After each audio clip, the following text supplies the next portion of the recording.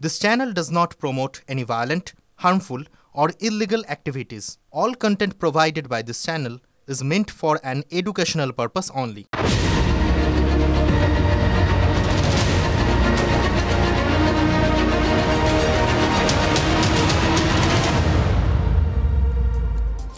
দেখুন, সারাদিন এই খবর নিয়ে থাকি তো বিভিন্ন রকম খবর আসে, এক একটা খবরের এক একটা রকম ধরন, এক একটা মানে। আর মজা হচ্ছে যে সারাদিন এই নানা রকম খবরগুলো যখন নাড়াচাড়া করতে থাকি, করতে করতে কখন যেন একটা খবরের মধ্যে আর একটা খবরকে খুঁজে পেয়ে যাই। একটা খবর হয়তো একদম অন্য বিষয়ের খবর, সেটা সম্পূর্ণ অন্য আরেকটা বিষয়ের ইঙ্গিতবাহী হয়ে ওঠে। মজার ব্যাপার, আপনাদের সাথে সেগুলোই শেয়ার করি। এই যেরকম আজকে হঠাৎ করে ওই NH10 ন্যাশনাল হাইওয়ে 10-এর খবরটা যখন দেখলাম, তখন সেটার থেকে আবার অন্য একটা জিনিস মনে পড়ে গেল। ন্যাশনাল হাইওয়ে জানেন তো, ওই ন্যাশনাল হাইওয়ে 10, ওটা ধরে তিস্তার পার দিয়ে আপনারা চাইলেই কালিম্পং, গ্যাংটক সব পৌঁছে যেতে পারেন। তো কাল রাত্রে সেই ন্যাশনাল হাইওয়েতে হঠাৎই একটা ইঙ্গিত পাওয়া যায়। ওই বলে না, অনেকটা ওই হার্ট অ্যাটাকের আগে কিছু না কিছু ইঙ্গিত পাওয়া যায়, এও সেরকম। কি ইঙ্গিত? দেখা যায় যে রাস্তার ওপর হঠাৎ একটা গর্ত তৈরি হয়েছে। এবার ইংরেজিতে এটাকে কি বলে, যে এটা গালভরা নাম আছে। সত্যি কথা বলতে কি, ইংরেজিতে নাম হলেও এটা এখন ওখানকার লোকজনের মুখস্থ, কারণ এটা এই ধরনের রাস্তার ক্ষেত্রে জানাটা খুব জরুরি। এর নাম হচ্ছে সিঙ্কহোল। রাস্তায় যদি এই রকম একটা গর্ত তৈরি হয়, তখনই সবাই প্রমাদ গুনতে শুরু করে, বুঝতে পারে এই গর্তটা আসলে বড় একটা ধসের ইঙ্গিত বয়ে নিয়ে আসছে। মানে যেটা আপনারা ভাবছেন ধস, সেরকম ধস না, ওপর থেকে হুড়মুড়িয়ে পাথর নেমে এলো না, সেটা না। এটাতে এই রাস্তার তলার থেকেই পুরো মাটিটা ধসে পড়ে। এমনি এমনি পড়ে না, ওই পাশ দিয়ে বয়ে যাওয়া তিস্তা হয়তো তার তলার মাটিটা এমনভাবে ফোপড়া করে দিয়েছে যে একটা সময়ের পর ওই ফাঁকটা বোঝাতে ওপর থেকেই পুরো রাস্তাটা নেমে আসে, মানে ধসে পড়ে পুরো রাস্তাটা। ভাবুন তো, আপনি রাস্তা দিয়ে যাচ্ছেন, হঠাৎ দেখলেন আপনার সামনের রাস্তাটা পুরো নিচে নেমে তিস্তার জলে মিশে গেল। সামনে শুধু ফাঁকা। সামলাতে পারলে ভালো, আর না সামলাতে পারলে বুঝতেই পারছেন। আর যদি কালক্রমে ওই রাস্তাটা যেখানে গাড়ি রয়েছে সেই জায়গাটাই ধসে পড়ে, তাহলে তো কী হবে সেটা আর না বলাই ভালো। মোদ্দা কথা, এটা একটা বড়সড় বিপদ সংকেত। এই বিপদ সংকেত চোখে পড়ার পরেই তড়ি ঘড়ি ওই রাস্তাটা বন্ধ করে দেওয়া হয়েছিল। তারপর ওই যে সিঙ্কহোলটা, সেই সিঙ্কহোলের মধ্যে মাটি ফেলে বালির বস্তা দিয়ে গর্ত বোঝানো হয়েছে, সেটাকে ব্যারিকেড করে ঘিরে দেওয়া হয়েছে। তারপর আবার গাড়ির যাতায়াত শুরু হয়েছে। কারণ ওই গর্তটা যদি এইভাবে বোঝানো না হতো, একদম নিচ অবধি যদি ফের মাটি ধরিয়ে না দেওয়া হতো, তাহলে কিন্তু ওই বললাম যে কোনো সময় গোটা রাস্তাটাই ধসে পড়তে পারতো, তলিয়ে যেতে পারতো। গাড়ি টাড়ি যা পেতো সব শুদ্ধ নিয়ে পাতালে ঢুকে যেতে পারতো। এই প্যানিক বাটনটা দেখেই কোথাও গিয়ে আমাদের মনে হচ্ছিল, জানেন তো, যে সবাই যেরকমভাবে তড়ি ঘড়ি এরকম একটা শৃঙ্খলকে দেখতে পেয়ে উদ্গ্রীব হয়ে পড়লেন যে কী হয়। তারপর সেই বিপদ এড়াতে ঝাঁপিয়ে পড়ে মাটি ঠাটি দিয়ে গর্তটা বোঝালেন। ঠিক একই রকম একটা শৃঙ্খলের সন্ধান কি আমাদের রাজনীতিকরাও পেয়েছেন? এই দেখলেন, বললাম কোথায় রাস্তার কথা, সেখান থেকে চলে এলাম রাজনীতির কথায়। কিন্তু বিশ্বাস করুন, কি অদ্ভুত মিল। শৃঙ্খল বড়সড় ধসের ইঙ্গিত দেয়, বড়সড় বিপদের ইঙ্গিত দেয়। আমাদের রাজনীতিতেও এরকম একটা শৃঙ্খল কি SIR-কে কেন্দ্র করে তৈরি হয়েছে? অথবা এরকমও বলতে পারেন, আমাদের রাজনীতির শৃঙ্খলটার নাম কি SIR, ভোটার তালিকার নিবিড় সমীক্ষা। মানে দেখুন, এটা আমরা বলছি না, এক্ষেত্রে ওই সময়টায় মানে ওই NH10-এ ওই শৃঙ্খলটা দেখতে পেয়ে প্যানিক বাটনটা তুলে টিপে দিয়েছিল পুলিশ, মিলিটারি আর ওই হাইওয়ে অথরিটি। আর এক্ষেত্রে রাজনীতিতে এই SIR-কে শৃঙ্খল ভেবে কি প্যানিক বাটন টিপে দিয়েছে তৃণমূল? নাহলে কেন SIR নিয়ে তৃণমূলের প্রচারটা এরকম ক্রমশ একটা বাড়াবাড়ির পর্যায়ে চলে যাচ্ছে? সবাই মিলে রে করে কেন ঝাঁপিয়ে পড়ছেন? কোথাও কি তারা সবাই বিপদের গন্ধ পাচ্ছেন এই এসআইআর এর মধ্যে? আমরা কোনো বৈধ ভোটারের নাম বাদ দিতে দেব না। হ্যাঁ, যদি কোনো অস্বচ্ছতা থাকে ভোটার লিস্টে আপনি ঠিক করুন, আমাদের কোনো আপত্তি নেই, কিন্তু একটা বৈধ ভোটার একটা ওরা যদি বাদ দিতে চায় বাংলায় আগুন জ্বালিয়ে দেবে মমতা ব্যানার্জি, অভিষেক ব্যানার্জি। আমি দায়িত্ব নিয়ে। এবার দেখুন, পার্থ ভৌমিক বললেন দায়িত্ব নিয়ে বলছেন। একজন সাংসদ, প্রাক্তন মন্ত্রী, তিনি যখন দায়িত্ব নিয়ে কিছু বলেন তখন তো গুরুত্ব দিয়ে এই ব্যাপারটা ভাবতে হয়। ভাবছি, কিন্তু বুঝতে পারছি না আগুন জ্বালানো বলতে পার্থ ভৌমিক ঠিক কি বোঝাতে চাইলেন বলুন তো? তিনি ঠিক কোন আগুনের কথা বললেন? পার্থ ভৌমিক যা বললেন তাতে কিন্তু এটা বেশ যুদ্ধ অনুভূতি হচ্ছে, জানেন তো। আসলে ছোটোর থেকেই তো রামায়ণ মহাভারত শুনে সবাই আমরা বড় হই। যারা ওই টেলিভিশনে ওটা দেখেছেন রামায়ণ মহাভারত, তারাও এগুলোর সঙ্গে খুব ভালো রিলেট করতে পারবেন। ওখানেও কিন্তু এরকম গলা ঠলা চড়িয়ে আক্রমণ বলা হতো, জানেন তো।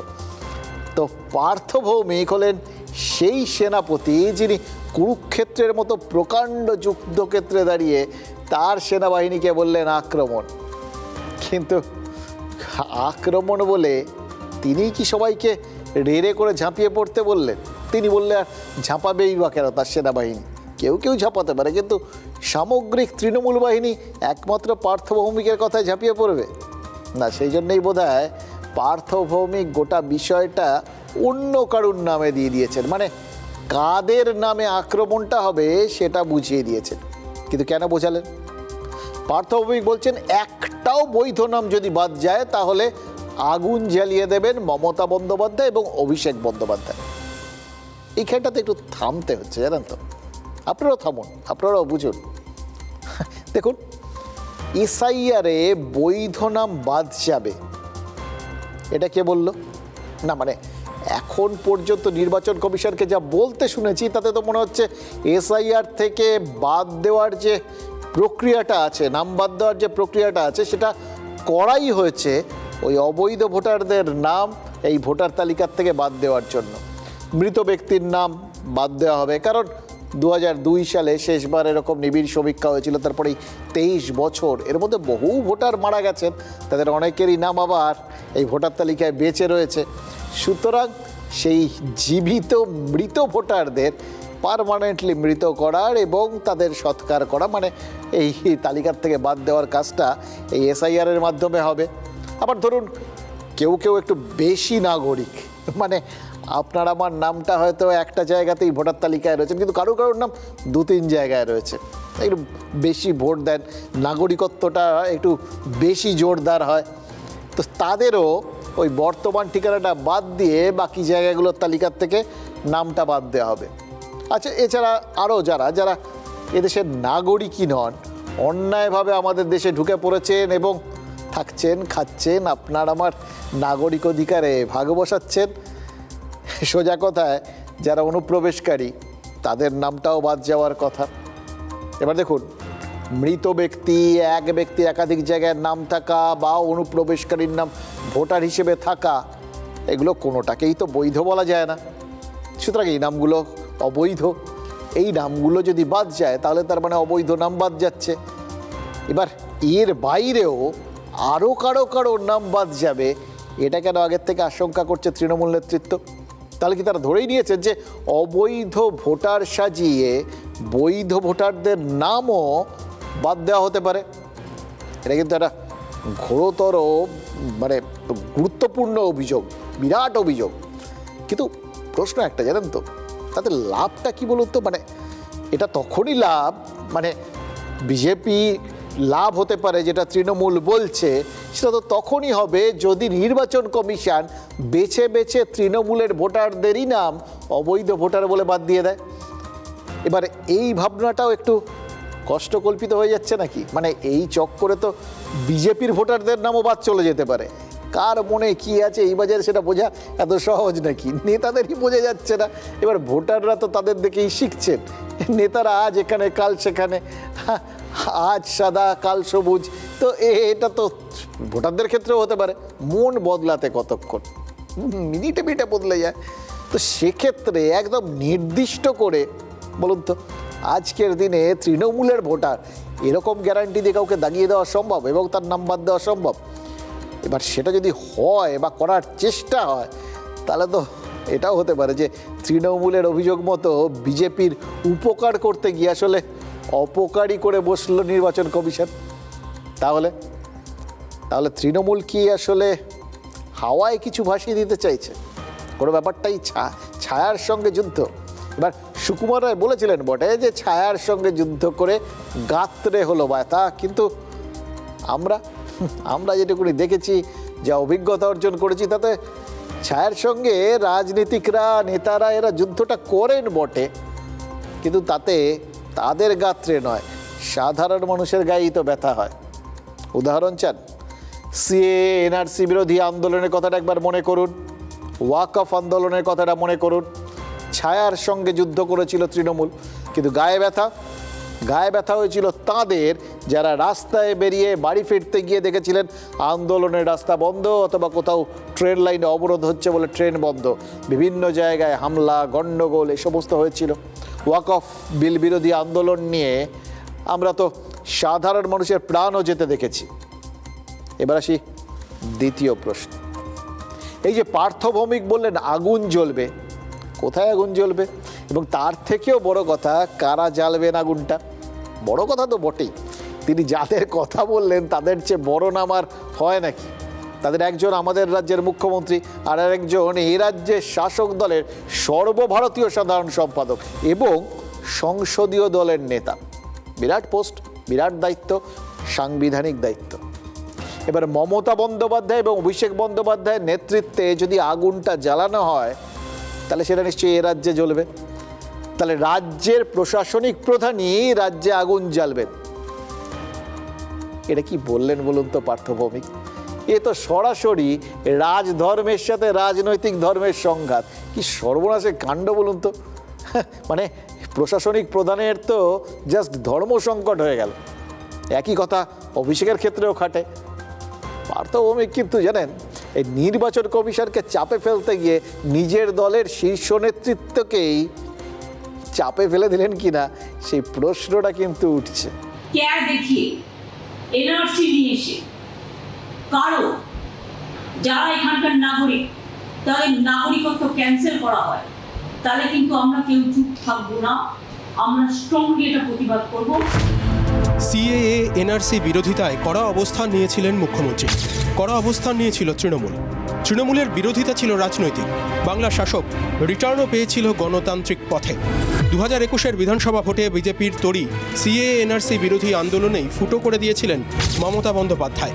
কিন্তু তৃণমূলের আন্দোলনের পাশাপাশি যে বিচ্ছিন্ন আন্দোলন হয়েছিল বাংলায়, বিশেষ করে মালদা, মুর্শিদাবাদের মতো সংখ্যালঘু প্রধান জেলায়, হাওড়ার বিশেষ কিছু অঞ্চলে, তখন সংবাদ মাধ্যমে রোজ হেডলাইন হয়েছে সিএএ বিরোধী আন্দোলনে বিচ্ছিন্ন উত্তরবঙ্গ, রেললাইন উপড়ে আগুন ভালুক রোড হরিশ্চন্দ্রপুরে, নাগরিকত্ব আইনের বিরোধিতায় আগুন অবরুদ্ধ কোনা এক্সপ্রেসওয়ে, সিএএ বিরোধী আন্দোলনে রাজ্যে ক্ষতি 84 কোটি, হলফনামা দিয়ে জানালো রেল। এই সমস্ত ক্ষয়ক্ষতির পিছনে রাজনৈতিকভাবে তৃণমূলকেই দায়ী করেছিল বিজেপি। আর এখন পার্থ ভৌমিকরা যখন ভোটার তালিকার নিবিড় সমীক্ষা নিয়ে হুঙ্কার দিচ্ছেন, তখন সুকান্ত মজুমদার বলছেন সিএএ এনআরসি বিরোধী আন্দোলনের মতোই নাকি আগুন নিয়ে খেলছে তৃণমূল কংগ্রেস। আমরা কোনো বৈধ ভোটারের নাম বাদ দিতে দেব না। হ্যাঁ, যদি কোনো অস্বচ্ছতা থাকে ভোটার লিস্টে, আপনি ঠিক করুন, আমাদের কোনো আপত্তি নেই, কিন্তু একটা বৈধ ভোটার, একটা, ওরা যদি বাদ দিতে চায় বাংলায় আগুন জ্বালিয়ে দেবে মমতা ব্যানার্জি, অভিষেক ব্যানার্জি। আমি তাই বলি। মুখ্যমন্ত্রী সিএর সময় যেটা করেছিলেন, যার ফলে মুর্শিদাবাদে ট্রেন জ্বালানো হয়েছিল, রেলের যে ট্র্যাক সেই ট্র্যাককে উপড়ে ফেলা হয়েছিল, সেই একই চেষ্টা করছে। সাপের হাঁচি বেঁধে চেনে বলে একটা কথা আছে, জানেন নিশ্চয়ই। এবার সুকান্ত মজুমদারের মতো যারা রাজনীতি করেন, তারা রাজনীতিটা বা রাজনীতিকদের আপনার আমার থেকে যে ভালো বুঝবেন এটা তো কোনো সন্দেহ নেই। কাজে তৃণমূল নেতারা হাঁ করতে বিজেপি নেতারা হাওড়া বুঝে নিয়েছেন। অর্থাৎ সিএ এনআরসি বিরোধী আন্দোলনের মতো এসআইআর বিরোধী আন্দোলনেও আগুন টাগুন জ্বলবে বলে বিজেপি নেতারা যা আন্দাজ করছেন, সেটা কী ধরনের আগুন সেটা তো আপনারা বুঝতে পারছেন। এবার সেটা মিলবে কিনা সেটা তো সময় বলবে। তবে আপাতত দুটো বিষয় তো পরিষ্কার। এক, নাগরিকত্ব সংশোধনী আইনে যেরকম বহু লোকের নাগরিকত্ব বাতিল হতে পারে বলে একটা আশঙ্কা তৈরি হয়েছিল বা তৈরি করা হয়েছিল, সেই একই রকম আশঙ্কা তৈরির চেষ্টা এবারও যে তৃণমূল করছে এতে তো কোনো সন্দেহ নেই। মমতা বন্দ্যোপাধ্যায় নিজে বলেছেন যে তার মনে হচ্ছে এসআইআরটা আসলে গোপনে এনআরসির প্রক্রিয়া। এবার তারপর ফের তার হাতে গরম একটা প্রমাণ চলে এসছে। এ রাজ্যের 2 বাসিন্দার কাছে এনআরসির নোটিশ হচ্ছে। এবার খেয়াল করে দেখুন, এ রাজ্যে এনআরসি তো নেই, এনআরসি আছে হয়েছিল একমাত্র আসামে। এবার অসম সরকারের ফরেনার্স ট্রাইব্যুনাল থেকে এই নোটিশটা এসছে। যারা পেয়েছেন তারা আবার এ রাজ্যের নদিয়া জেলার বাসিন্দা, ধুবুলিয়ার সোনডাঙ্গা গ্রামের সঞ্জু শেখ আর আরশাদ আলী শেখ বেশ কয়েক বছর অসমে ছিলেন। এবার সেখানে কাজকর্ম করতে গেছিলেন তারা, এইটুকুনি আমরা জানি। তারা আপাতত এখানে রয়েছেন এবং তাদের কাছে অসম সরকারের নোটিশ পৌঁছে গেছে। তারা ওই নোটিশটা পাওয়ার পর কৃষ্ণনগরের তৃণমূল সাংসদ মহুয়া মৈত্র বলছেন যে এভাবে ভোটের আগে রাজনীতি করছে বিজেপি, চাপে ফেলছে তৃণমূলের ভোটারদের, এরকম একটা ব্যাপার আর কি। অসমে যেহেতু বিজেপির সরকার, তাই সেখান থেকে, এবং সেখানে এনআরসি আছে, তাই সেখান থেকে নোটিশ পাঠিয়ে বাংলার মানুষকে আতঙ্কিত করার চেষ্টা হচ্ছে। অর্থাৎ কোথাও গিয়ে এ রাজ্যে যখন এসআইআরের কাজটা শুরু হবে করছে, কমিশনের প্রস্তুতি যখন প্রায় শেষ, তখন মেঘনা চাইতেই জলের মতো এসআইআর আর এনআরসিকে এক সুতোয় গাঁথার সুযোগটা তৃণমূলের নেতা নেত্রীরা পেয়েও গেছেন। মানে পড়ে 14 আনার মতো অসম সরকারের পাঠানো এই নোটিশকে তারা একদম লুফে নিয়েছেন আর তারপর সেটাকে এসআইআরের সাথে জুড়ে দিচ্ছেন। একটা সহজ সরল সমীকরণের মতো ব্যাপারটা লাগছে, জানেন তো। মানে এর আগে ছিল কি, CA is equal to NRC, এবার এক্ষেত্রে হলো SIR is equal to NRC. কিন্তু কোনোভাবে এবার অঙ্কের হিসেব মিলে এটার মানে দাঁড়ায় যে CA is equal to SIR, এটা তারা কখনো বলবে না। এবার এই সমস্ত ক্ষেত্রে তৃণমূলের এই প্রচার নিয়ে যাদের দুশ্চিন্তা করার কথা, তারা কি করছেন? বিজেপি নেতাদের তো একটু চাপে পড়ে যাওয়ার কথা। এরকম একটা নোটিশ ফোটিশ এসে গেছে, এতে তো এ রাজ্যের মানুষজন আরও ক্ষিপ্ত হয়ে উঠবেন। তাদের মনে হতে পারে যে তৃণমূল নেতারা যেরকম বলছেন এ রাজ্যের মানুষের বিরুদ্ধে চক্রান্ত হচ্ছে, সত্যিই তো সেটা, রেগে যেতে পারেন। তার চাপটা টের পাবে বিজেপি। কিন্তু বিজেপির নেতাদের কথাবার্তা শুনে কি মনে হচ্ছে জানেন? তারা এটা নিয়ে বিন্দুমাত্র চিন্তিত নন। উল্টে বিজেপি নেতারা বলছেন যে এসআইআর নিয়ে তৃণমূলই আসলে আশঙ্কায় ভুগছে, চাপে আছে, আর সেজন্যই নাকি বাংলার মানুষকে জুজু দেখাচ্ছে। বিহারে করতে পেরেছিলেন তার কারণ ওখানে বিজেপি গভর্নমেন্ট আছে, double engine government. Bihar party office থেকে আর বিহারের এজেন্সি যা তৈরি করে দিয়েছিল সেটা করেছেন। মানুষের কাছে যাওয়া নয়, কয়েকজনকে অফিসারকে ডেকে মিটিং করা, থ্রেট করা, স্টেট গভর্নমেন্টকে টোটাল বাদ দিয়ে এসআইআর এর নামে ভোট কাটার চক্রান্ত চলছে, এগুলো তার প্রমাণ। উনি ভয় পাচ্ছে, যতবার শুনছেন এসআইআর উনি শুনছেন হার। যাদের বাড়ি ওই ধসে সর্বনাশ হয়েছে, কোথা থেকে মানুষগুলো এখন কাগজ, কার্ড, আই কার্ড, বাবার বার্থ সার্টিফিকেট, মায়ের বার্থ সার্টিফিকেট কোথার থেকে জোগাড় করবে বলুন তো? এখন যদি তাদেরকে সব দাগিয়ে দেওয়া হয়, এটা তো খুব সমস্যা। এই যে মানুষ যে বিজেপির উপর রেগে যাচ্ছে, সেটা তো এমনি এমনি রেগে যাচ্ছে না। নির্বাচন কমিশন যেটা ঠিক মনে করছে সেটা করছে, এটাকে গাইড বলার কি আছে? সিএ যদি হতে পারে, এসআইআরও হবে। দেখুন, কুণাল ঘোষের কথা যদি সত্যি হয়, মানে যেটা বললেন আর কি, সেটা শুনলে আপনাদের কি মনে হবে? ওপরওয়ালা নিশ্চয়ই তৃণমূলের প্রতি খুব সদয়, জানেন তো। এই যেরকম এসআইআরের জন্য নড়াচড়া শুরু হতে না হতেই ওই অসম থেকে 2টো নোটিশ চলে এলো এখানকার 2জন বাসিন্দার নামে, ঠিক একইভাবে ভাগ্যিস উত্তরবঙ্গে এই বিপর্যয়টা হয়েছিল। তাই জন্যই তো তিনি এই বিপর্যয়ের উদাহরণটা তোলার একটা সুযোগ পেয়ে গেলেন।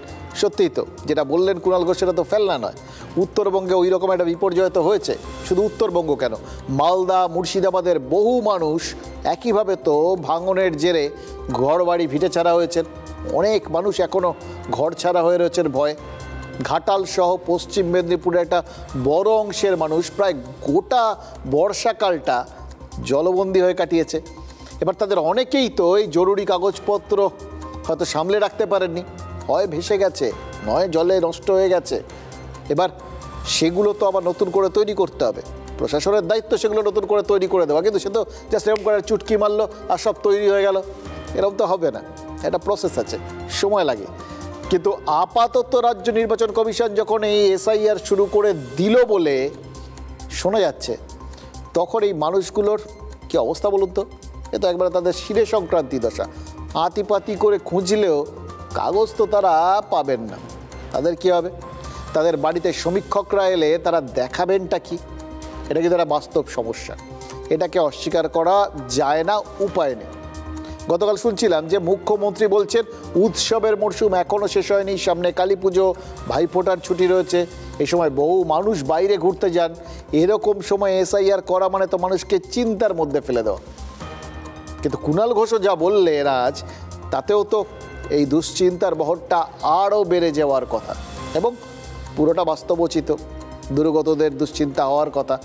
এবার দেখুন, দুর্গতরা যদি এইভাবে দুশ্চিন্তায় ভোগে, তার মানেটা কি? মানে ভোটার দুশ্চিন্তায়, দুশ্চিন্তার থেকে মনের ভেতর অসন্তোষ, ক্ষোভ তৈরি হয়। তাহলে ভোটার যদি কোথাও গিয়ে অসন্তুষ্ট হয়, তাদের মনের মধ্যে যদি ক্ষোভ তৈরি হয়, তাহলে চাপটা পাবে কে? রাজনৈতিক দলগুলোর তো এমনি ঘুম উড়ে যাওয়ার কথা। আর এক্ষেত্রে তৃণমূল যেরকম প্রচার করছে, তাতে তো বিজেপির রাতের ঘুম সত্যি সত্যি উড়ে যাওয়ার কথা, চাপটা তাদের ওপর পড়ার কথা। কারণ তৃণমূল তো প্রচার করছে এই যাবতীয় উৎপাতগুলো হচ্ছে বিজেপির সৌজন্যে। কিন্তু বিজেপি নেতাদের যা কথাবার্তা শুনছি না, দেখে বা কথা শুনে মনে হচ্ছে না তারা বিন্দুমাত্র চিন্তিত।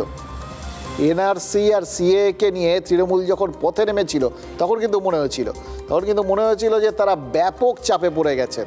বিজেপি নেতাদের মুখের ফেনা উঠে গেছিল মানুষকে এটা বোঝাতে বোঝাতে যে আরে এনআরসি হচ্ছে না, ওটা নয়, আর সিএ ওটা দিয়ে কোনোভাবেই নাগরিকত্ব করা হয় না, ওটা নাগরিকত্ব দেওয়ার আইন। এবারে এই সময় যে তৎপরতা বিজেপির মধ্যে তখন দেখেছিলাম, তাদের মধ্যে যে উচ্চাটনটা লক্ষ্য করেছিলাম, খেয়াল করে দেখুন, এসআইআর নিয়ে সেসব দেখছেন বিন্দুমাত্র নেই। সবাই বরঞ্চ আরাম করে বসে ওয়েট করছেন কখন এসআইআরটা শুরু হবে। কেন? কারণ আছে। প্রথমত বিজেপি মনে করছে যে এসআইআরের কাজ শেষ হয়ে যাবার পর যখন ভোটটা হবে, তার মাঝখানে একটা অন্ততপক্ষে প্রায় মাস পাঁচেকের একটা ব্যবধান থাকবে, বেশ একটা বড় সময়। মানে কার কার নাম বাদ গেল সেটা মানুষজন ভোটের আগেই জেনে যাবেন। এবার যাদের নামটা রয়ে গেল তালিকায়, তারা তো ভোট দেবেনই, তাদের তো কোনো দুশ্চিন্তাই থাকবে না, নিশ্চিন্তে মনে ভোট দিতে যাবেন, এইটা ভেবে যে যাক অযোগ্যদের নামই বাদ গেছে। কারণ সবাই মনে করেন তিনিই যোগ্যতম, তিনি আছেন মানে তিনি যোগ্য। যাদেরটা বাদ গেছে তখন তাদের মনে হবে যে ওরা অযোগ্য। এটা একটা সাইকোলজি। তাদের মতে যোগ্যরা দিব্যি ভোট দিচ্ছে, আর অযোগ্যরা তাদের তো ভোট না দেওয়ারই কথা, তারা বাদ গেলেন, একটু বুথে খানিকটা ভিড় কমবে, এরকম ভাববেন আর কি। আর যাদের নামটা বাদ যাবে তারা তো ভোটই দিতে পারবেন না। ফলে তারা বিজেপির ওপর রাগ করলেন কি করলেন না, তাতে কি এলো গেল, ভোটের বাক্সে তো তার কোনো প্রভাব পড়বে না। এবার তারা যদি তৃণমূলের কথায় নাচেন বা আন্দোলন করেন, বিপ্লব করেন, কিচ্ছু আসে যায় না। ফলে তৃণমূলের এই নেগেটিভ প্রচার কাজ করবে না বলেই বিজেপি নেতাদের ধারণা। সেই জন্যেই তারা একটা নিশ্চিন্ত পরিবেশের মধ্যে নিজেদের আবদ্ধ করে রেখে দিয়েছে। একটা সহজ সরল হিসেব করেছেন, যাদের নাম ভোটার তালিকায় থাকবে তারা জানবেন ওই অনুপ্রবেশকারী বাংলাদেশি বা রোহিঙ্গাদের নাম অবশেষে বাদ গেল। এবার এদের নাম বাদ যাওয়া মানে একটা ধর্মীয় সমীকরণ কিন্তু বিজেপি নেতারা তৈরি করে দিতে পারলেন। আর তার সঙ্গে কি যোগ হচ্ছে যে বুথে ভুতুরে ভোটারের উপদ্রবটা এবার কমবে। আর তার সঙ্গে আরও একটা জিনিস হচ্ছে, কারা অনুপ্রবেশকারীদের মদতদাতা সেটাও মোটামুটিভাবে একটা শনাক্তকরণ হয়ে যাবে এবার, এটাই মনে করছেন বিজেপি নেতারা। কারণ ভোটের ফলেই নাকি তার পরিচয় পাওয়া যাবে, ফলে সুদূর প্রসারী একটা ফল তারা পাবেন, অর্থাৎ আশু একটা ফল পাবেন আর একটা দীর্ঘদিনের জন্য ফল পাবেন, দীর্ঘমেয়াদী ফল। দুদিক থেকেই তারা একদম উইন উইন সিচুয়েশনে রয়েছেন। সেই জন্যেই তারা এতটা নিশ্চিন্ত। এবার বিজেপি নেতারা বরং উল্টে বলতে পারেন এই অনুপ্রবেশকারীদের বাঁচাতেই এসআইআর আটকে দিতে চাইছে তৃণমূল এবং তৃণমূল নেত্রী। অনুপ্রবেশকারীরাই আসলে তার মানে তৃণমূলের ভোট ব্যাংক ছিল। এই প্রচারটা বিজেপির টার্গেট ভোটারদের সামনে, মানে সংখ্যা গুরুদের সামনে ভোটের আগে পর্যন্ত করতে পারবে। তাই তারা এখন শুধু অপেক্ষা করছেন যে এসআইআরটা কতক্ষণে শুরু হয়। শুরু হলে তো শেষ হবেই, আর তখনই তারা কাউন্টার অ্যাটাকে নামবেন। জানুয়ারি মাসে চূড়ান্ত ভোটার তালিকা প্রকাশ হয়। এবারে এসআইআর করতে গিয়ে আগে পরে হতে পারে। 20-25 এপ্রিলের মধ্যে সমগ্র প্রক্রিয়া না শেষ করলে 5 তারিখ থেকে রাষ্ট্রপতি শাসন অটোমেটিক কোর্সে হয়ে যাবে, রাজ্যপালের হাতে শাসন ক্ষমতা চলে যাবে। হ্যাঁ, কথাবার্তাগুলো শুনুন, বুঝতে পারেন পুরো হিসেব নিকেশের মধ্যেই আছেন বিজেপির নেতারা, প্লাস মাইনাস কষে যাচ্ছেন অঙ্ক। এর বাইরে আরেকটা আরও একটা অঙ্ক তারা কষছেন, জানেন তো? এই যেরকম শুভেন্দু অধিকারী হিসেব কষে বলে দিলেন না, কবে থেকে কবের মধ্যে এসআইআর শেষ হবে, তার কতদিনের মধ্যে ভোট প্রক্রিয়া শুরু না হলে রাজ্যে রাষ্ট্রপতি শাসন জারি হয়ে যেতে পারে। মানে তাদের শয়নে স্বপনে অন্তত বঙ্গ বিজেপির ক্ষেত্রে এই রাষ্ট্রপতি শাসনটা আছে। মানে একবার 1 সেকেন্ডের জন্য হলো যেন হয়, এটা মানে তাদের একটা উদগ্র বাসনা। তেমনি আরও অনেক হিসেব নিকেশ বিজেপির নেতারা এখন করছেন, জানেন তো? কারণ বিজেপির কেন্দ্রীয় নেতৃত্বের তরফে এই বাংলায় ভোটের আগে পর্যবেক্ষক করে যাদের পাঠানো হয়েছে তাদের মধ্যে একজন ভূপেন্দ্র যাদব, তিনি নাকি গতদিন এই বিজেপি নেতাদের সঙ্গে বৈঠকে আরও একটা টার্গেট ফিক্স করে দিয়েছে। এবার এই টার্গেট ফিক্সটা বলছি, কিন্তু আপনারা বলুন তো, এর আগে এরকম টার্গেটের কথা তো আপনারা শুনেছিলেন, 2021-এ শুনেছিলেন 200 পার। এবার তখন একটা মনে হয়েছিল যে এতটা বলছে, নিশ্চয়ই আত্মবিশ্বাসী। এবার ভোটের ফলে যখন 77 হলো, তখন বলা হয়েছিল, মনে হয়েছিল এটা পুরো হাওয়ায় অঙ্ক কষা হয়েছে। এবার এটা কি বিজেপির এই নেতারা জানেন না? এবার কিন্তু তারা যে সংখ্যাটা বেঁধেছেন সেটা একটা অঙ্ক কষে অনেকটা বাস্তবোচিত সংখ্যা, মানে এটা হবেই বা এটারই সম্ভাবনা, এগুলো তো পরের ব্যাপার। যখন মানুষজন ভোট দেবেন, ভোটের ফল বেরোবে, তখন বুঝতে পারবো। কিন্তু তারা একটা অঙ্ক কষেছেন। তারা ধরেছেন যে এই যে কটা আসনে তারা 2021-এ জিতেছিলেন, অর্থাৎ 77টা আসনে, তার বাইরেও আরও বেশ কিছু আসনে তাদের জেতার সম্ভাবনা রয়েছে, যে আসনগুলোতে জয় পরাজয়ের ব্যবধানটা খুব অল্প ছিল। এবার অল্প থাকা মানে সব জায়গাতেই কিছু ফ্লোটিং ভোট থাকে, যাদের মানুষ তো তাদের মন বদলায়, একটু বদলে যেতেই পারে একটা জায়গা থেকে আরেক জায়গায়। হয়তো কোথাও গোষ্ঠীদ্বন্দ্ব হলো, কোথাও প্রার্থী পছন্দ হলো না, কোথাও প্রার্থী কাজ করেননি, এরকম অনেক কিছু। তো সেই সুযোগটা তারা নিতে পারেন, এটা তাদের মনে হয়েছে। এবং লোকসভা ভোটের নিরিখে 2024-এ মোটামুটি 90টা আসনে তারা এগিয়েছিলেন। তো সেটার সঙ্গেই অল্প ব্যবধানে জয় পরাজয়টা জুড়ে তারা মোটামুটি 153 আসনের একটা লিস্ট করেছে।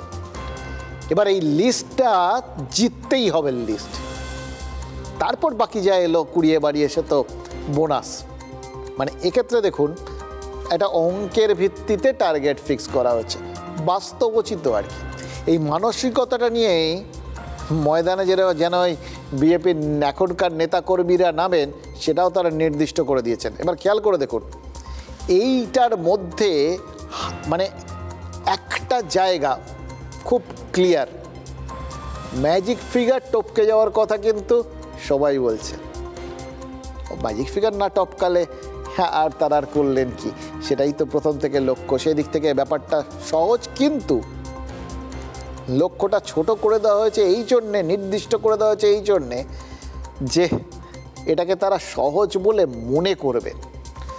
কারণ এর আগের বার 200 বলে 77-এ আটকে যাওয়ায় ওই বড় সংখ্যার পৌঁছানোর ক্ষেত্রে নিজেদের একটা মানসিক প্রতিবন্ধকতা থাকতে পারে। কঠিন কাজ লড়াই করে করতে হবে, এটা বললে ওই লড়ার লোক নাও পাওয়া যেতে পারে। কিন্তু সহজ একটা টার্গেট, এই তো হয়ে গেল প্রায়, এই আমরা লোকসভার ভিত্তিতে 90, আর তারপরে আর 63টা মাত্র আসন, এই তো কোনোটাতে 5, কোনোটাতে 2, কোনোটাতে 3000 ভোটের ব্যবধান, ওটা যে কোনো সময় টপকে যাওয়া যায়। এইটা বললে লোকজন হুড়মুড়িয়ে নামতে পারে। এটাই কিন্তু এই স্ট্র্যাটেজিটাই এখন বিজেপির নেতারা নিয়েছেন। এবার বিজেপির আরও একটা বড় আশা কি, এসআইআরের পর এই লক্ষ্যে পৌঁছতে তেমন কষ্ট হবে না, কারণ যে আসনগুলোতে ওই 2021-এ বা 2024-এ সেগুলোকে লোকসভা ফলটাকে যদি বিধানসভায় ট্রান্সলেট করেন আর কি, তাহলে সেখানে যে ব্যবধানটা, এই অল্প কিছু ব্যবধানটা, তার মধ্যে প্রচুর বেরোজল ছিল, অনুপ্রবেশকারী ছিল, সেগুলো তো এসআইআর করে বাদ দিয়ে দেওয়া হলো বলে, সুতরাং খাতায় কলমে এখনই তো তারা জিতে গেছেন, পরিষ্কার অঙ্ক।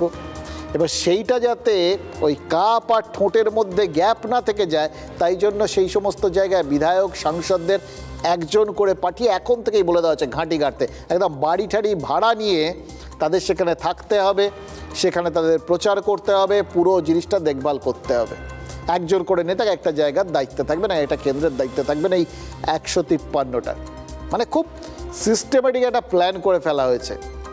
সিস্টেমটা কোথাও ফেল করবে কি না সেটা অবশ্য পরবর্তী ক্ষেত্রে বোঝা যাবে, কিন্তু আপাতত বিজেপি নেতাদের বডি ল্যাঙ্গুয়েজ বলছে বাংলার মানুষের মন বুঝতে এবার তারা ভুল করছেন না বলেই তাদের ধারণা। আস্তে আস্তে মানুষ ধাপে ধাপে উঠে। এই প্রথম দেখলাম যে মাস্টার ডিগ্রি এমএসসি পরীক্ষা বসতে গিয়ে ফেল করেছে, তারপর বলছে পরের বার আমি মাধ্যমিক দেবো।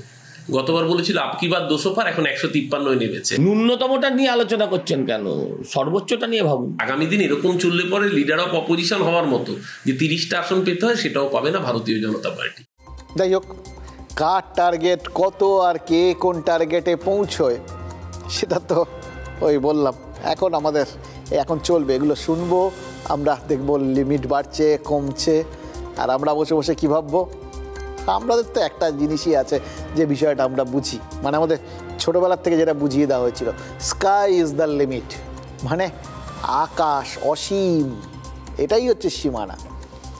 এই যে আকাশ ছোঁয়ার চেষ্টাটা, এটাকে আরও সহজ করে বলা হতো যে যখন জয় করার এতটা সম্ভাবনা রয়েছে, এতটা জায়গা রয়েছে, তার যদি সীমা পরিসীমা না থাকে, তাহলে একদম 20 তলা বাড়ি লক্ষ্য করে ইঁটটা ছোড়ো, হয়তো সেটা তিন তলা অবধি পৌঁছবে, কিন্তু যদি তুমি 3 তলা লক্ষ্য করে ছোড়ো তাহলে 1 তলা অবধিও পৌঁছবে না।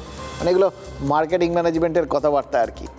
তো অনেক যত উঁচুতে পারো টার্গেটটা বেঁধে দাও, একেবারে ধরা ছোঁয়ার বাইরে থাকলেও সেটাকে তাড়া করতে গিয়ে অনেকটা এগিয়ে যাওয়া যাবে। কিন্তু এর একটা খারাপ দিকও আছে, মানে অবাস্তব টার্গেট দেখেই সবাই কিন্তু মাঝে মধ্যে পিছিয়েও যেতে পারে। ওই 20 তলা, ওরে বাপরে, গলা ফলা শুকিয়ে হাত পাত ঝুলে পড়ে গেল, ছোঁড়াই হলো না, মানে সেক্ষেত্রে হিতে বিপরীত হওয়ারই সম্ভাবনা বেশি। এখান থেকেই এবার সব কিছু নিখুঁতভাবে হিসেব করে চারদিক থেকে বেঁধে নামতে চাইছে বিজেপি। এটাই হয়তো পদ্ম শিবিরকে একটু বেশি আশাবাদী করছে, জানেন তো। আরেকটা জিনিস আশাবাদী করছে, এসআইআরটা যদি তাদের আশাবাদী করে থাকে যেখানে ওই সামান্য জয় পরাজয়ের ব্যবধান আছে, ওই জায়গাটা এসআইআরের মাধ্যমে মিটিয়ে দেওয়া যাবে, তাহলে রাজ্যের সংখ্যালঘু ভোটের সমীকরণটাও তাদের আরেকটু ভরসা দিচ্ছে। এবার খেয়াল করে দেখুন, এতদিন পর্যন্ত যে ব্যাখ্যাটা বা যে কথাটা আপনারা শুনে শুনে অভ্যস্ত হয়ে গেছেন, আপনারাও বলেন যে এ রাজ্যে সংখ্যালঘু ভোট ব্যাংকটাই তৃণমূলের ভরসা, এবং প্রায় 126টার মতো আসনে এই সংখ্যালঘু ভোট কিন্তু কম বেশি ফ্যাক্টর। সুতরাং এই জায়গাটায় তৃণমূল তো অ্যাডভান্টেজ পেয়ে বসেই আছে। 126-এ যদি অ্যাডভান্টেজ পেয়ে বসে থাকে, তাহলে আর কটা লাগে 147-এ পৌঁছতে? এই সে 47-48-এ পৌঁছানোর জন্য বিশেষ গা ঘামানোরও তো দরকার পড়বে না। এটাই তো তৃণমূলকে আত্মবিশ্বাসী করে থাকে, এবং এই গত কয়েকটা ভোটে আমরা দেখেছি বিরোধীদের বডি ল্যাঙ্গুয়েজটা ঝুলিয়ে দেয়, চাপে ফেলে দেয়।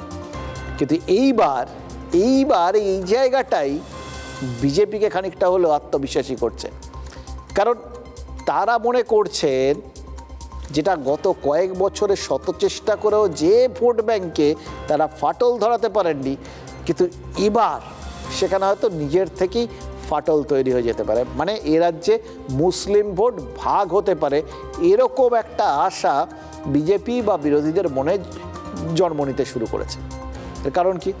কারণ সাম্প্রতিককালে বেশ কিছু ঘটনা প্রবাহ, খেয়াল করে দেখুন, ফুরফুরা শরীফের পীরজাদা পরিবারে যেভাবে আমরা প্রকাশ্যে ভাগাভাগি দেখেছি, তহা সিদ্দিকী একরকম কথা বলছে, নওসাদ সিদ্দিকী অন্যদিকে আইএসএফকে নিয়ে, তার সঙ্গে আবার আব্বাস সিদ্দিকী সরাসরি নেমে পড়ছেন। এবার আব্বাস সিদ্দিকী নামবেন, ওদিকে কাসেম সিদ্দিকীকে তৃণমূল নিয়ে চলে এসছে, তাতে আবার তার সাথে তৃণমূলেরই শওকত মোল্লার সংঘাত লেগে গেছে। মানে সব মিলিয়ে মিশিয়ে একটা জটিল সমীকরণ এই পীরজাদাদের কেন্দ্র করে তৈরি হয়ে গেছে। এবার এই যখন একটু, এবার এদের সবারই তো বিভিন্ন জায়গায় প্রভাবটাও আছে কম বেশি, এবার সেই ভাগাভাগির একটা সম্ভাবনার মধ্যে ওই শেষ ঠোকাটা দিতে নাকি আসাদুদ্দিন ওয়াইসির মিমের অনুপ্রবেশ ঘটতে পারে। মিমের আগের বারও ভোটে হচ্ছিল, কিন্তু সেইভাবে হুড়মুড়িয়ে ঢোকেনি। কিন্তু এবার শোনা যাচ্ছে ভোটমুখী বাংলায় তারা বেশ বড় সড়ো করে ঝাঁপাবে। তাদের হয়তো মনে হয়েছে যে এইবার পরিস্থিতিটা তাদের দিকে, মানে মুসলিম ভোটটা ভাগ হওয়ার পক্ষে অনেকটা অনুকূল। এবার নরমালি এটা কিন্তু বিভিন্ন সময় বিরোধীরা অভিযোগ করেছেন, জানেন তো, যে এই আসাদুদ্দিন ওয়াইসির মিম বিভিন্ন জায়গায় গিয়ে যেখানেই একটু বিজেপি চাপে পড়ে যায় সেখানে তারা প্রার্থী দেয়, তাতে বিরোধী মুসলিম ভোটটা ভাগাভাগি করে দেয়, তার ফলে বিজেপির জয়ের সম্ভাবনা বেড়ে যায়। এবার এগুলো সবই অঙ্ক। আসাদুদ্দিন ওয়াইসি কিন্তু মুখে বিজেপির চরম সমালোচক, যদিও সম্প্রতি এই অপারেশন সিঁদুরের পর অনেকেই দেখেছিলেন যে আসাদুদ্দিন ওয়াইসি বিজেপির সুরে কথা বলছেন প্রায়, বা তিনি নিজে স্ট্র্যাটেজি তৈরি করে দিচ্ছিলেন এক একটা সময় যে কিভাবে এই পাকিস্তানকে বেঁধা উচিত। কিন্তু সে তো দেশের ব্যাপার, দেশের যে কোনো, আমাদের দেশের নাগরিক, যে কোনো দেশপ্রেমী মানুষ, তারা তো দেশের প্রশ্নে, দেশের স্বার্থের ক্ষেত্রে সবাই একসুরেই কথা বলবেন। অভিষেক বন্দ্যোপাধ্যায় তো বিদেশে গিয়ে এই ঠিক যেভাবে প্রধানমন্ত্রী তিনি অপারেশন সিঁদুর সম্পর্কে কথা বলেছেন সেই সংক্রান্ত কথাবার্তাই বলেছেন, উল্টো তো বলেননি, এটাই স্বাভাবিক। সুতরাং এটা তো একটা দিক, কিন্তু সোজা বাংলা ব্যাপার হচ্ছে যদি এইদিকে ভাগাভাগির একটা সম্ভাবনা, তার মধ্যে যদি আবার মিম এসে পড়ে এবং সত্যি ঠিকভাবে সব দিক থেকে টানাটানি পড়ে, তাহলে একটা এই মুসলিম ভোট ভাগাভাগি হওয়ার সম্ভাবনাও আছে। আবার এই এসআইআরকে দেখিয়ে যে এই এসআইআরের মাধ্যমে অনুপ্রবেশকারী রোহিঙ্গা বা বাংলাদেশিদের বাদ দেওয়া হচ্ছে, এইটা বলে এখানে সংখ্যাগুরুদের একটা বার্তা দেওয়া হচ্ছে। এবং তার সঙ্গে সঙ্গে সম্প্রতি কেন্দ্রীয় সরকার আগে ভাগেই যেটা ঘোষণা করে দিয়েছে যে এই 2024-এর 31শে ডিসেম্বর পর্যন্ত যারা ওই সিএএর মাধ্যমে আর কি, যারা ওই বিভিন্ন দেশ থেকে এসছেন তাদের, হিন্দুদের, তাদের শরণার্থীর মর্যাদা দেওয়া হবে এবং পরবর্তী ক্ষেত্রে হয়তো তাদের নাগরিকত্ব দিয়ে দেওয়া হবে। অর্থাৎ এর মাধ্যমে মতুয়া ভোট বা হিন্দু ভোট একজোট করারও রাস্তাটা খোলা রাখছেন তারা। সিএর কাট অফ ডেটটা এক্ষেত্রে কিন্তু ভীষণ ইম্পর্টেন্ট। অর্থাৎ এতদিন পর্যন্ত বা এখনও এইভাবে এসআইআরের মাধ্যমে ভোটার তালিকা থেকে নাম কাটা হবে বা দেশ থেকে তাড়িয়ে দেওয়া হবে, এরকম যে একটা বার্তা তৃণমূল দিতে চাইছিল, যেটার একটা বড় লক্ষ্য হচ্ছে এই মতুয়ারা, বিজেপি যদি ঠিকভাবে এটা প্রচার করতে পারে তাহলে মতুয়ারা কিন্তু নিশ্চিন্ত হয়ে যাবেন। এবার সেক্ষেত্রে কিন্তু তারা নিশ্চিতভাবেই একটা, মানে বিজেপি এই হিন্দু ভোটটা পাওয়ার ক্ষেত্রে আরেকটু বেশি নিশ্চিন্ত হতে পারে। মানে নিশ্চিন্তে তারা থাকলে আশঙ্কায় সংখ্যালঘুরা। দ্বিমুখী এই চাপেই ভোট ব্যাংকের লড়াইটা কিন্তু এবার জিততে চাইছে বিজেপি। মানে সোজা কথা, আপাতত তারা ওই অঙ্কের হিসেবে দেখে নিয়েছে নিশ্চিন্ত থাকার মতো অবস্থায় তারা আছেন, তাই জন্যে তারা বেশ একটা হালকা মেজাজে এখন অবধি রয়েছে। এবার এই হালকা মেজাজটা আসল লড়াইয়ের ময়দানে নেমে কতটা থাকবে, বা আলটিমেটলি এটাই আত্মতুষ্টি হয়ে তাদের ডোবাবে কিনা, সেটাই বিজেপির নেতারাই বলতে পারবে। কিন্তু এসআইআরটা নিরপেক্ষ হবে তো? নিরপেক্ষ হলে আমাদের কোনো ভয় নেই, আমাদের সব এখানে, তো এতে কোনো ভয় হবার কোনো কারণ নেই। তবে একটা কারণ আছে, এসআইআর নাম করে নামগুলো কেটে দেওয়া হবে না তো, নামগুলো বাদ দেওয়া হবে না তো, এইটি ভয় মুসলিমদের। আমারও ভয় আছে, আপনারও ভয় আছে, আমাদের এটা ভয়। দেখুন, সংখ্যালঘুদের এই আশঙ্কায় গুটিয়ে যদি যেতে দেখে তাহলে তো সেটা বিপদ। এটা ভেবেই হয়তো প্রমাদ গুনছে তৃণমূল। আর এসব ক্ষেত্রে লড়াইয়ে সেই চিরাচরিত ফর্মুলাতেই ভরসা রাখছেন তৃণমূল নেত্রী। Offence is the best defence, আক্রমণই রক্ষণের সেরা রাস্তা। আর তাই নির্বাচন কমিশন তারা রাজ্যে এসআইআর এর কথা জাস্ট বলতে শুরু করেছে, তখনই তোপ দেখে দিয়েছেন মমতা বন্দ্যোপাধ্যায়। জাতীয় নির্বাচনের কমিশনের দল তখনও রাজ্য ছেড়ে যায়নি, তার আগেই নবান্ন থেকে কমিশনকে হুঁশিয়ারি দেন মুখ্যমন্ত্রী। সরাসরি নিশানা করেন রাজ্যের মুখ্য নির্বাচনী আধিকারিক মনোজ আগরওয়ালকে। এবার মুখ্যমন্ত্রীর অভিযোগ কি? জাতীয় নির্বাচন কমিশনের প্রতিনিধিদের বসিয়ে রেখে রাজ্যের সিইও অতি সক্রিয়তা দেখাচ্ছেন, কিন্তু তার বিরুদ্ধে দুর্নীতির অভিযোগ রয়েছে। এই দাবি তো তুলেছেন মুখ্যমন্ত্রী এবং বক্তব্যটাও পরিষ্কার করে দিয়েছেন যে সিইও মনোজ আগরওয়াল যেন বেশি বেড়ে না খেলেন, মানে শুরুতেই পাল্টা চাপে ফেলার খেলা। আপনি যদি এদিকে করেন আমরা ওদিকে বুঝবো। এবার অতীতে সত্যি বেশ কিছু অভিযোগ উঠেছিল এই মুখ্য নির্বাচনী কমিশনের বিরুদ্ধে, দুর্নীতির অভিযোগ। এবার সেই অভিযোগগুলোর কথা কিন্তু নিজের ওই সোশ্যাল মিডিয়া হ্যান্ডেলে মুখ্যমন্ত্রী উল্লেখও করে দিয়েছেন। কোনোটা রাগঢাক গুড়গুড়ের কোনো জায়গা নেই। এবার মুশকিল হচ্ছে রাজ্যের সচিবালয়ে বসে রাজ্যের মুখ্য নির্বাচনী আধিকারিকের বিরুদ্ধে অভিযোগ তুলছেন মুখ্যমন্ত্রী। এটা নিয়ে আবার বিরাট জলঘোলা হওয়া শুরু হয়েছে। এ নিয়ে কমিশন কোনো কথা বলেনি, তবে গোটা ঘটনায় তারা এবার মুখ্য সচিবের ভূমিকা নিয়ে টানাটানি শুরু করতে পারে বলে শোনা যাচ্ছে। তার কারণ লোকপাল আইন অনুযায়ী কোনো সরকারি কর্তার বিরুদ্ধে হলফনামা ছাড়া অভিযোগ আনা যায় না, কিন্তু সেটাই রাজ্যের সর্বোচ্চ প্রশাসনিক কর্তার সামনে করা হয়েছে বলে অভিযোগ উঠছে। ফলে মুখ্য সচিবের দায়িত্ব পালন নিয়েই প্রশ্ন তুলে দিচ্ছে কমিশন। অবশ্যই এখনও প্রকাশ্যে না, কিন্তু তুলছে ভেতরে ভেতরে। হয়তো সেই সংক্রান্ত বেশ কিছু পদক্ষেপও তারা নিতে পারে বলে শোনা যাচ্ছে। সেটা থেকে একটা কথা মনে হচ্ছে, জানেন তো, মাঝে মধ্যেই কিন্তু এই ঘটনাটা আমরা দেখে অভ্যস্ত হয়ে গেছি যে রাজ্য এবং কমিশনের মধ্যে সংঘাতে কেউ না, বা কেন্দ্রের মধ্যে সংঘাতে মাঝে মধ্যে আমলারা বলি হয়ে যাচ্ছেন। এক্ষেত্রে কি রাজ্যের মুখ্য সচিব তিনিও এই মাঝখানটায় চাপে পড়ে চিড়েচ্যাপটা হবেন? সিঁদুরে মেঘ দেখছি কিন্তু, কারণ এটা তো আলাপন বন্দ্যোপাধ্যায়ের ক্ষেত্রেও হয়েছিল। সেবার প্রধানমন্ত্রী আর মুখ্যমন্ত্রীর সংঘাতের মাঝে পড়েছিলেন রাজ্যের তৎকালীন মুখ্য সচিব আলাপন।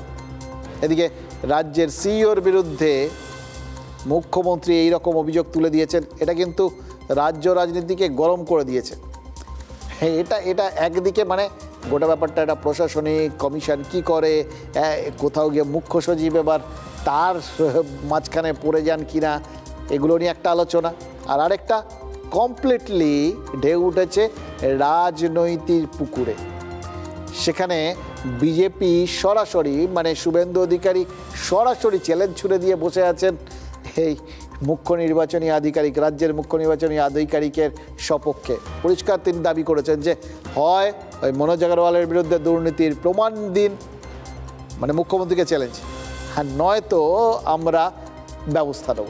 ইভেন একটা কথা আছে না, বাঁশির চেয়ে কঞ্চি বড়। সেন্ট্রাল ইলেকশন কমিশনকে বসিয়ে রেখে এখানে যিনি সিইও স্টেটের থেকে যিনি গেছেন, যিনি যার বিরুদ্ধে অনেক কিছু অভিযোগ আছে, আশা করি তিনি বেড়ে খেলবেন না, মানে ওভার রিয়্যাক্ট করবেন না। তিনি বড্ড বেশি অফিসারদের থ্রেট করছেন, যিনি নিজে নানা অভিযোগে দুর্নীতিগ্রস্ত। আপনাকে সোমবার বিকেল 5টা অবধি টাইম দিয়ে গেলাম, প্রমাণ দিতে হবে আপনাকে।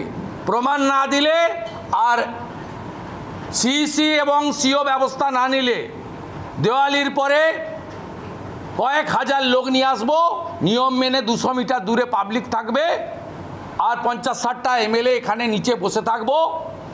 জ্ঞানেশ কুমারজি বা তার প্রতিনিধি না এলে উঠবো না।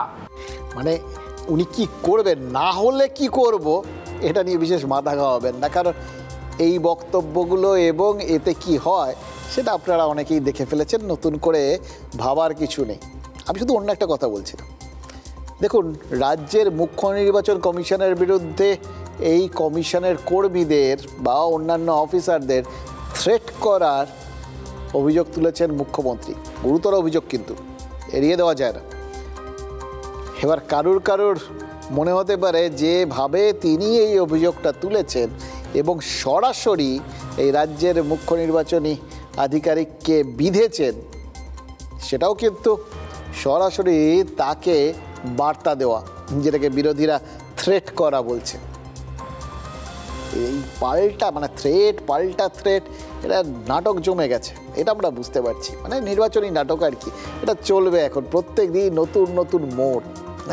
এরকম 26 অবধি টান হয়ে বসে থাকুন। আমরা বলে দিচ্ছি, আপনারা কিন্তু থিতু হওয়ার সময় পাবেন না। আমরাও একটু নাটকের দিকেই যাচ্ছি সেই জন্য, বুঝলেন তো? সে বিখ্যাত dialogue, all that glitters is not gold, Merchant of Venice নাটকের সংলাপ। শেক্সপিয়ারের এই কথাটা কিন্তু সারা পৃথিবীতে বিভিন্ন রূপে ঘুরতে ঘুরতে বিভিন্ন ভাষায়ও চলে এসছে, আমাদের এখানেও এসছে। দ্য মার্চেন্ট অফ ভেনিসের বদলে এখানে নাটকের নামটা দ্য মার্চেন্ট অফ বেঙ্গল ধরে নিতে পারেন। আর সংলাপটাও তো সহজ সরল এখানে, all that glitters is not gold, তার বাংলা চকচক করলেই শোনা হয় না, সহজ। শেক্সপিয়ার বাংলায় ওই কঠিন, শেক্সপিয়ারিয়ান ইংলিশ সবাই বলে কঠিন, বাংলায় কি সুন্দর সহজ সরল হয়ে গেল, দেখলেন তো? আমাদের সিরিয়াসলি আমাদের মানুষজনের না, মানে সাধারণ মানুষ থেকে রাজনীতি, কারোরই সাদা মনে কোনো কাদা নেই, সবার পরিষ্কার বক্তব্য, সোজা সাপটা একদম স্ট্রেট চলে যায়, শুনে নিন, বুঝে নিন, মিটে গেল। তো এবার শেক্সপিয়ারের নাটকে মানে বাংলা সংস্করণে মুখ্য চরিত্র কিন্তু এই রাজনীতির মার্চেন্টরাই, মানে রাজনীতির কারবারিরা আর কি। তারা বেরিয়ে পড়েছেন সবাই, এখন ভোট আসছে তো, আর ভোটের আগে জনতাকে চকচকে সব প্রলোভন দেখানো শুরু হয়ে গেছে। এটাই তো স্বাভাবিক, এটাই তো হয়। এবার খেয়াল করে দেখুন, ভোট যত এগিয়ে আসবে সবার আগে কি চকচকে হবে? রাস্তাঘাট। ঠিক বলেছেন, এইটা আমরা সেই ছোটোবেলার থেকে শুনে আসছি, কেন বছরে বছরে ভোট হয় না। এই বাঙালির এই আক্ষেপটা হয়তো সারা জীবনে যাবে না। আমাদের আগের প্রজন্ম করেছে, আমরা করছি, আমাদের পরের প্রজন্ম নিশ্চিতভাবেই এই একটা আক্ষেপ নিয়েই বেঁচে থাকবে এবং মরেও যাবে। দেখবেন সব রাস্তাঘাট এগুলো সব, আগে তখন ওই রাস্তার ধারে কলটলের প্রয়োজন পড়তো, আমরা দেখতাম ওই কলগুলো ভোট এলে ঠিক হয়। এখন আর খুব একটা কলটলের দরকার পড়ে না, টাইম কলের জল বাড়ি বাড়িতে সাপ্লাই হয়ে গেছে, সুতরাং ওটা নেই। কিন্তু বাকিটা আছে, রাস্তাঘাট, ওটা ছাড়া রাস্তাই তো একমাত্র রাস্তা। বাকি সারা বছর খানা খন্দে হোঁচট খেতে খেতে গর্তের মধ্যে পা মচকাতে চলো, কিন্তু ভোট এসে গেলেই চকচকে, ওই চকচকে রাস্তা দিয়ে ঝকঝকে মনে ভোটটা গিয়ে টপাটপ দিয়ে এসো।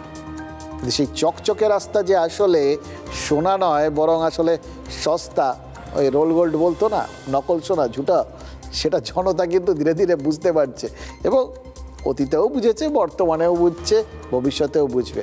এই হরিশ্চন্দ্রপুরের কথাটাই দেখুন, মালদার রাস্তাঘাট যাতে ভালো হয় সেজন্য মুখ্যমন্ত্রী স্বয়ং নির্দেশ দিয়েছিলেন। তা সেই নির্দেশ যখন দিয়েছেন, নেতা মন্ত্রী সবাই চকচকে রাস্তা তৈরিতে মন দিয়ে ফেলেছেন। সুতরাং এবার নেতারা যেদিকে মন দেবেন, মুশকিল হচ্ছে সেটা নিয়ে আপনার আমার মধ্যে আবার আপনি আতঙ্ক তৈরি হয়ে যাবে।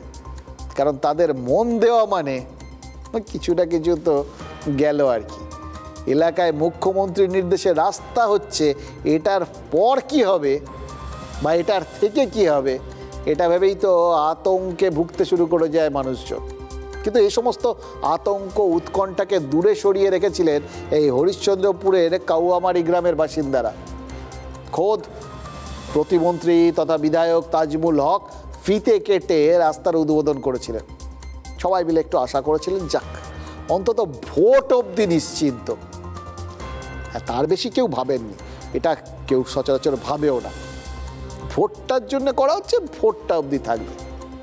কিন্তু কপাল দেখুন, অবশ্য কপালই বা বলি কেন, এখন তো নিশ্চিন্তে তো ফেলুদাও থাকতে পারেননি। সে বলেছিলেন নিশ্চিন্তে আর থাকা গেল না রে তোপসে। সুতরাং হ্যাঁ, এই কাউয়ামারি গ্রামের লোকজন আর কি করে নিশ্চিন্তে থাকবেন?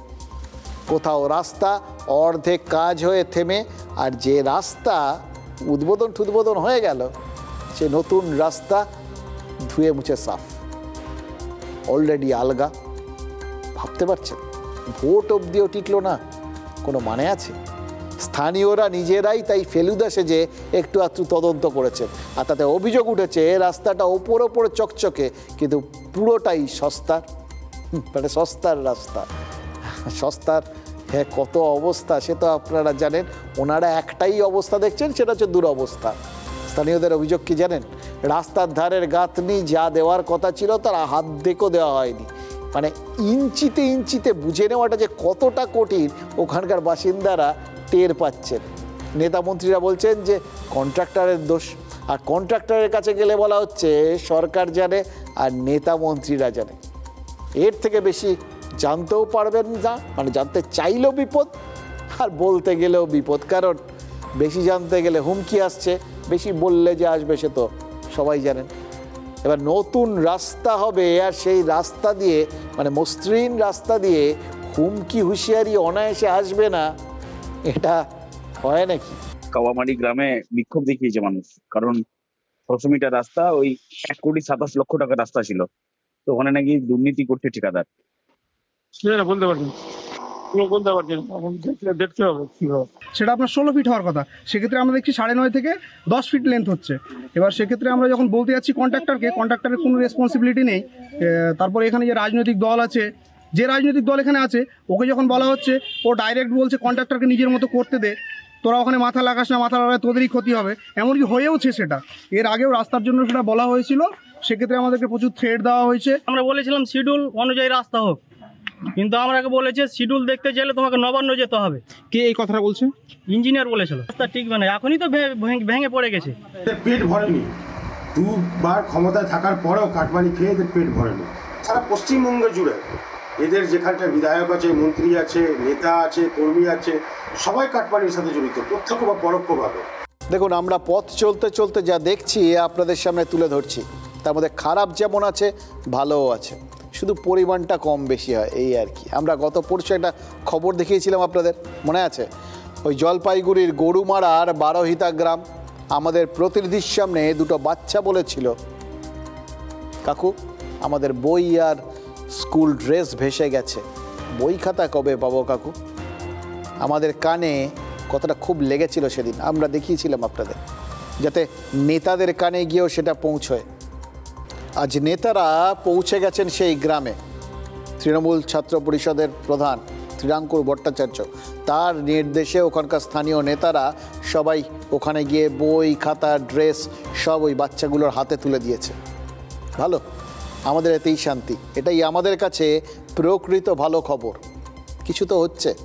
দেখুন, ভালো খবর তো আরও আছে, আমরা ভালো খবরও দিতে চাইছি আপনাদের, কারণ এত চারপাশে খারাপ খবর নেই, ভালো খবরগুলো কিন্তু আমাদের টেনে নিয়ে যেতে পারে অক্সিজেনের মতো।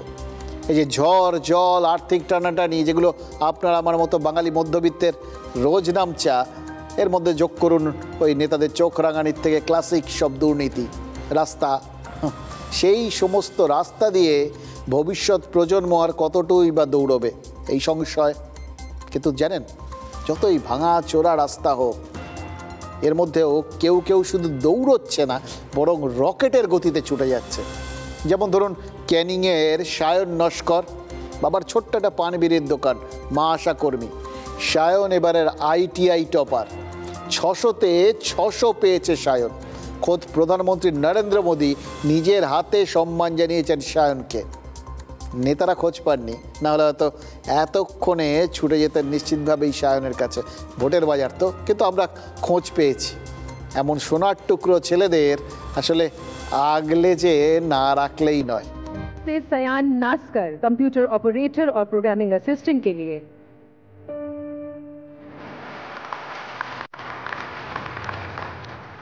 এ ছবি সোনার ছেলের ছবি, এ ছবি সোনার ফ্রেমে বাঁধিয়ে রাখার ছবি।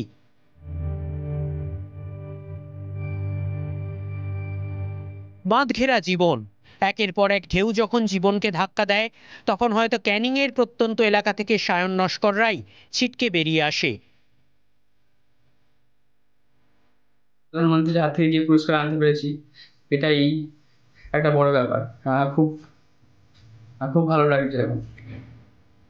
Computer operator and programming assistant trade for government এই বিষয়ে ক্যানিংয়ের ট্যাংরাখালী ITI কলেজ থেকে পরীক্ষা দিয়েছিলেন সায়ন। 600-র মধ্যে 600, ফুল মার্কস নিয়ে দেশের মধ্যে টপার। আমি তো যেহেতু দোকানে চলে আসি, মায় বেশি রাখে। এর পিছনে সব থেকে অবদান আমার পুরো ফ্যামিলির, আমার কলেজের স্যারের এবং প্রিন্সিপাল স্যারের সবারই অবদান অনেকটা। সন্ধ্যে 6টা থেকে প্রায় রাত 10টা অবধি পুরোটাই পড়তে হতো, আর এবং এটা সব দিনই পড়তে হতো, প্রতিদিনই ডেলি, রেস্ট ছিল না কোনোদিন। শিয়ালদা ক্যানিং লাইনে তালদি স্টেশন, সুন্দরবনের প্রবেশদ্বার। সেই স্টেশন লাগোয়া সুব্রত নস্করের ছোট পানবিড়ির দোকান। স্ত্রী রীনা নস্কর আশাকর্মী, সায়ন তাঁদের একমাত্র সন্তান। বাবা মায়ের এর চেয়ে গর্ব আর কি বা হতে পারে। পানবিড়ির দোকান, এই দোকানদারি চেষ্টা করেছি। টিউশনি দিয়ে মাধ্যমিক উচ্চ মাধ্যমিকে ভালো করে রেজাল্ট করেছি, করে ITI দিয়ে পাস করানোর পর ITI ভর্তি করেছি। গভর্নমেন্ট ITI ক্যানিং 1 থেকে পড়াশোনা করেছি। পড়াশোনা শুরু আমার তালদি মঞ্চল হাই স্কুল থেকে। বঙ্কিম সর্দার কলেজ থেকে গ্র্যাজুয়েশন কমপ্লিট করেছি। উপরে হলেও তো ছেলেকে একটু ভালো পথে নিয়ে যাব, এরকম পরিকল্পনা বাবা মার থাকে। তাই জন্য ছেলেকে কষ্টের মধ্যে দিয়েও এগিয়ে নিয়ে যাচ্ছি। সাফল্যের প্রথম সিঁড়িতে পা রেখেছেন সায়ন। সামনে আরও পথ, সেই পথ ধরেই এগিয়ে যেতে চান তালদির মেধাবী। শেক্সপিয়ার লিখেছিলেন, all the glitters is not gold. শায়নকে দেখলে তিনিও হয়তো লিখতেন, shine is the pure gold. Sayan Naskar computer operator और प्रोग्रामिंग असिस्टेंट के लिए।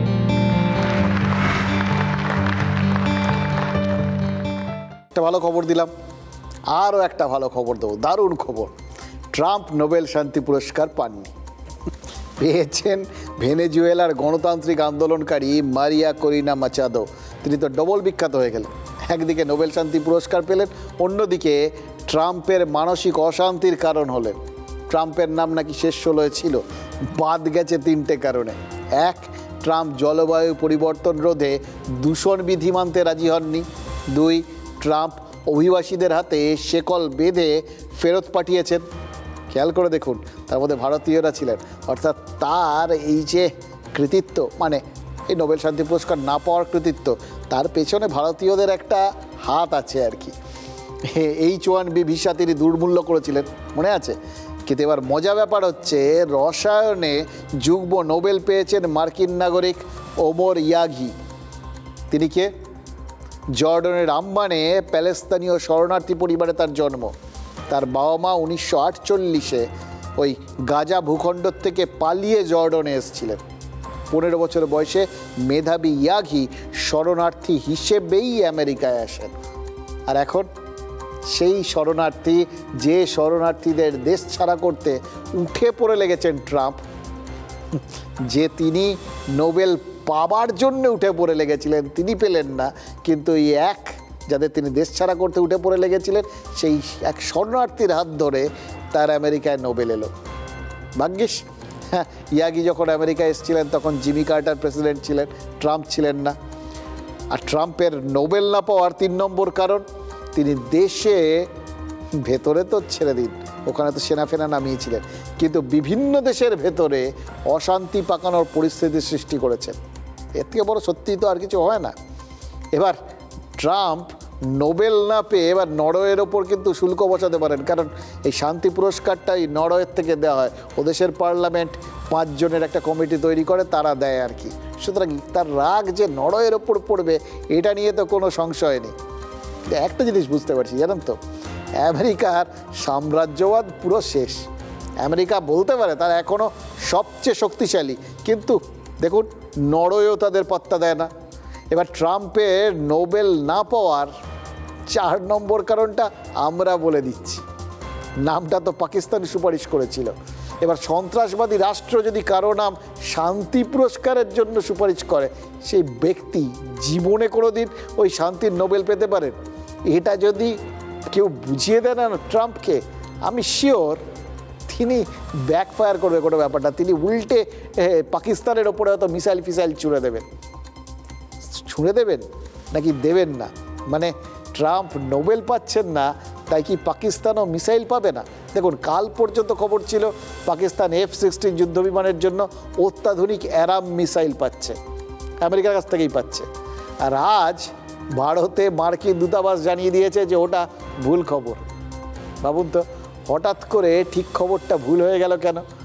কারণ ইসলামাবাদের মার্কিন দূতাবাস আর লাহোরের মার্কিন কনসুলেটে মৌলবাদী গোষ্ঠী তেহরিকে লাবাইক হামলা চালিয়ে বসে আছে।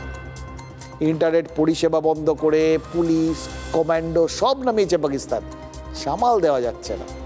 মানে বুঝতে পারছেন, ট্রাম্প, শরীফ, মুনিরের এই কয়েক মাসের রগে প্রেমটা চটকে একেবারে চটচটে হয়ে গেছে।